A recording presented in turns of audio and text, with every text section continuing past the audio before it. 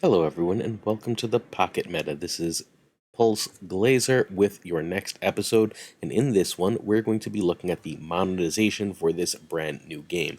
That's going to require a fair bit of speculation, but there are some things we know in advance, so we're going to go over all of them.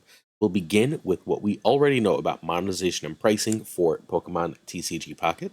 We're going to compare it to Marvel Snap, and I'll explain why we're comparing it to Marvel Snap as we go through, and then we're going to speculate a little bit on future monetization. So let's get started. But first, I'm going to ask you to hit that sub button, like, and comment. We are trying to grow a brand new Pokemon channel here. We promise to bring you constant, awesome content. Please hit that sub button if you're willing to help us grow.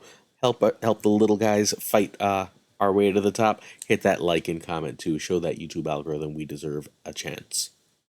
All right, so we are going to begin with this look at what monetization is thus far. This is what in-app purchases look like. We're going to credit Trust Your Pilot Pokemon's YouTube channel. I will link that into the description to this video if you want to take a look at that awesome channel. And the second slide that we're going to look at in a minute, which has these prices in euros, is going to be from the PTC GP, basically the Reddit associated with this game. What we are looking at is Gold seems to have various costs. Yeah, it goes from 99 cents for release Gold, whatever that is, to $50 for discount Gold at $2.50. You can buy this at various prices, but notice there's also a premium pass, which seems like some kind of season pass for $9.99. So you can, oh, sorry, it goes up to $70 for 350 discount Gold. So it's worth knowing that Gold is one of the in-game currencies for this game, and there will be a season pass. All good? This makes sense to everyone. I'm focusing on US prices. I'm an American, I live in New York, but if you are a Canadian, you can find the Canadian prices right here, or you can find how much it'll cost you in euros right here. All good? All these prices are just conversions of the same basic price points. All right, this is a look at what Marvel Snap's gold costs are. You might notice something similar. This is basically the same pattern of cost that Marvel Snap already employs. Marvel Snap is looking at going from $5 to $100, so Pokemon comes in a little cheaper for our low spenders and gets only a little less expensive for our top end spending. That's going to be the same, however, concept. This is how much gold, the premium in-game currency, the one that you use instead of cash to buy stuff in the game is. What this does is it obfuscates the amount of cash you're spending in the game, because they'll give you some free ways to get gold too. So you'll never be quite clear how much gold slash cash you actually end up spending on a thing, how much of your money was in that, and how much of their money was in that. That is step one to monetizing a game like this. Now, Marvel Snap Season Pass comes with a card and is incredible value. It ends up being over 100 times value the anything else you can buy in the game. We don't know if Pokemon Pocket's monetization is going to be that generous for the Season Pass. However, we do know it's going to unlock two things. It's going to unlock an extra pack a day. You get 2 free packs a day, so you'll get an extra pack a day from buying the Season Pass. Marvel Snap just gives you the damn card for the $10. That's probably a better deal. That's better than Pokemon, which is giving you an extra, fundamentally what amounts to an extra gacha pull each day. You've got an extra pack, an extra gacha pull in order to see things. But we also know the Season Pass in Pokemon Pocket is giving us a premium reward track, a premium mission track. Marvel Snap does that as well. That's how they give you all the currency outside of the card here. It basically says as you play, you get season experience. That season experience unlocks more and more rewards if you have the premium pass. I expect it to work fundamentally exactly like that, where you will get more and more rewards for completing premium missions in Pokemon Pocket TCG. Hopefully that makes sense for everybody, why that would make sense as a way to get you to spend more time with the game, because fundamentally you buy the season pass, you get this great value, right? You get all these extra rewards, but in order to unlock all of them, you have to play more. And as you play more, you want more, and if you want more, you buy more. What else do we know? We know the game doesn't appear to be available in the Netherlands or Denmark, which have gacha rules, which have rules against loot boxes. That means that these packs, or the way they're going to be sold or distributed, are going to look a lot like loot boxes, or at least that's the working theory at this time. Obviously, this is fundamentally the CCG model in at least North America. I'm not sure how it is around the world, but North America, the CCG model is that you buy packs physically in real life usually, and you get what cards you get. You are risking cards of different rarities opening them, and you're aiming for the highest rarities and the best cards when you open these packs. That's a gacha system, right? That's the same exact concept of a gacha system with all the gacha boxes and games. Well, that's not legal everywhere in the world, and it's not going to be elsewhere. We don't know if there's going to be more gacha stuff in Pokemon Pocket TCG, but I would assume that there will be. I also fully expect this game to follow the Marvel Snap monetization model fairly closely for numerous reasons. And that's a fairly big assumption. So I'm going to go over the logic for why. You in the comments can let me know if you think I'm wrong about that. This is how they're going to monetize the game. So the first reason is that Marvel Snap is insanely successful. That's part one. We're going to look at two huge ways that Marvel Snap is successful. We're going to credit RK Rigney on X and thank our friend KM Best, a giant Marvel Snap creator, for finding this for us. So by my count, there have only been 8 successful free-to-play games released by Western game devs in the past 5 years. Free-to-play being freemium in this case. These are not full-time free-to-play games. They're games that are free that offer in-app microtransactions. Good? That's how these games make their money. There have been only 8 successful them in the past 5 years. There are Valorant, Call of Duty, Warzone, Monopoly Go, Marvel Snap, Gorilla Tag, Wordle, Super Auto Pats, and Royal Match, the last of which is Turkish, which will count as an EU member state. Wordle made $1 million by selling to the New York Times, so it counts, and that's basically it. Cool?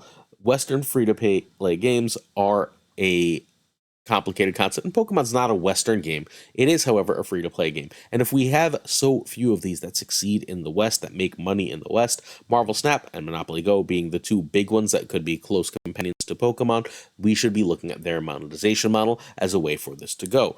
But even further, Marvel Snap is the highest selling digital trading card game.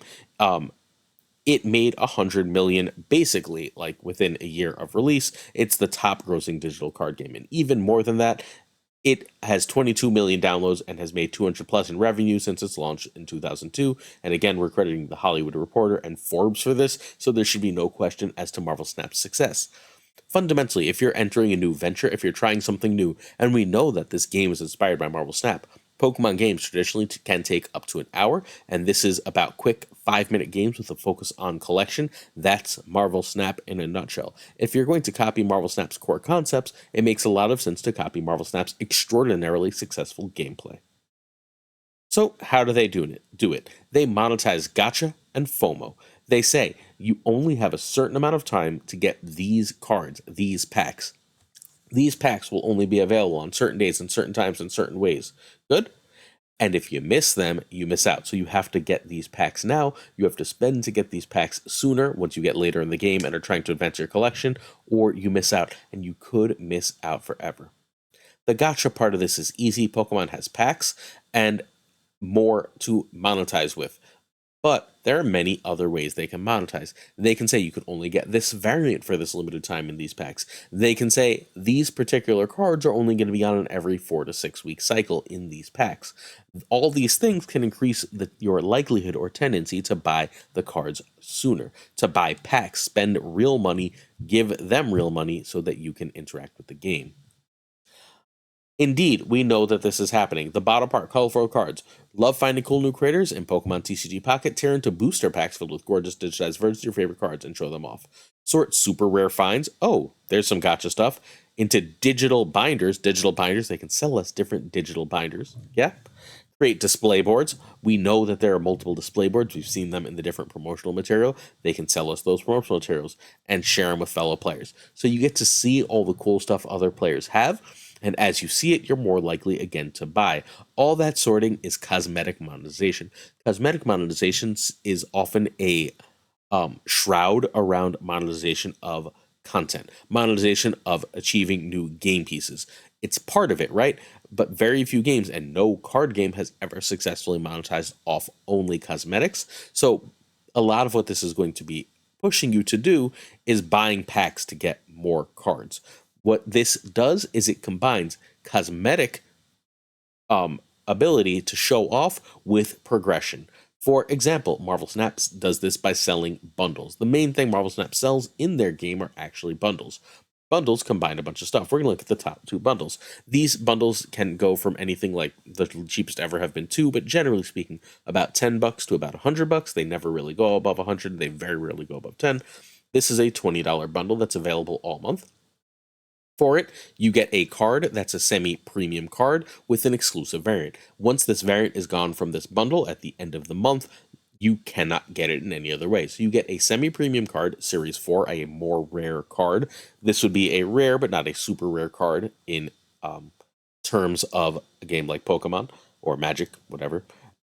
You get that card, and you get with an exclusive variant for it that you can't get anywhere else, and you also get 3,500 credits. So credits are yet another in-game currency. Multiple in-game currencies again serve to obfuscate how much you spend. This can go up to $100. The $100 one comes with 3,000 tokens, which is a way to get premium cards. Silk, which is again a rare but not super rare card with an exclusive variant.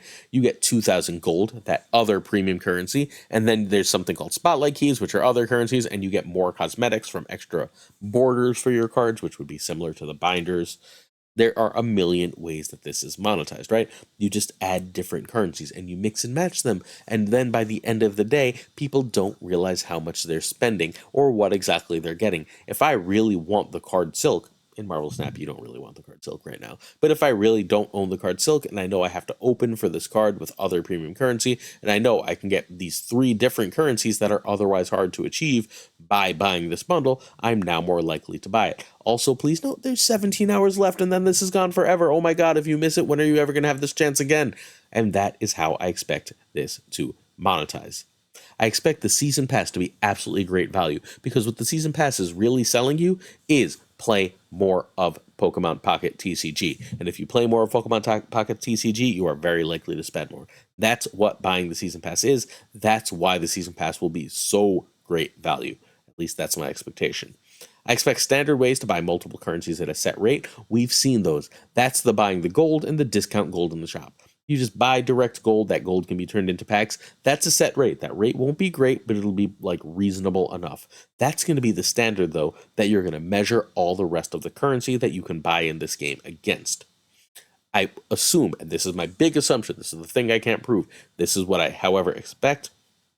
1, time only bundles that combine cosmetics and better currency rate than the standard.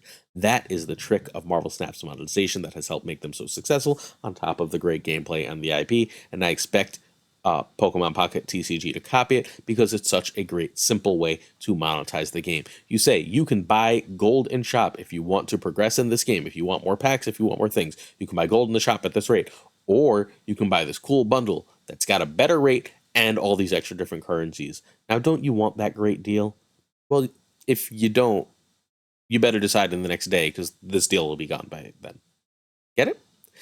You'll also be buying more chances in the Gacha pond, right? So, like, as you're buying these extra currencies, they'll just throw a pack in there. Sure, as you buy this, you get an extra pack. Each pack is an extra chance at that Gacha pond, and that keeps you buying more. The addictive, the endorphin rush of opening these packs. Eventually, with so many currencies, I don't know why I wrote so much currencies, pretend I know how to speak English. It gets hard to tell how much you spend, but the amount eventually becomes big. After all, we gotta catch them all. That's my expectations for the currency and spending in this game. Let's do some questions of the day and then we'll get out of here. So, our questions of the day are the great Lauren Whatevs, one of our good friends, asked my first Pokemon game. So, I didn't have a Game Boy or Game Boy Color as a kid, but some of my best friends did. Pokemon came out around when I was in the end of high school, and they got Red, Blue, and then Yellow. So I played Red, Blue with them, and then the only one I finished on my own for the longest time was Yellow. I loved Yellow. I still have a really, really great affinity for